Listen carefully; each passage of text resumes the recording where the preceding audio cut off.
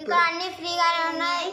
భోజనం పెడతారు, మంచి మంచి వస్తువులు, పైసా బాగా చదువు చెప్తారు, బాగా అన్ని నేర్పిస్తారు.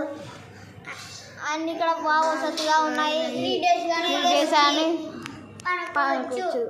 3 days భోజనం ఫ్రీ.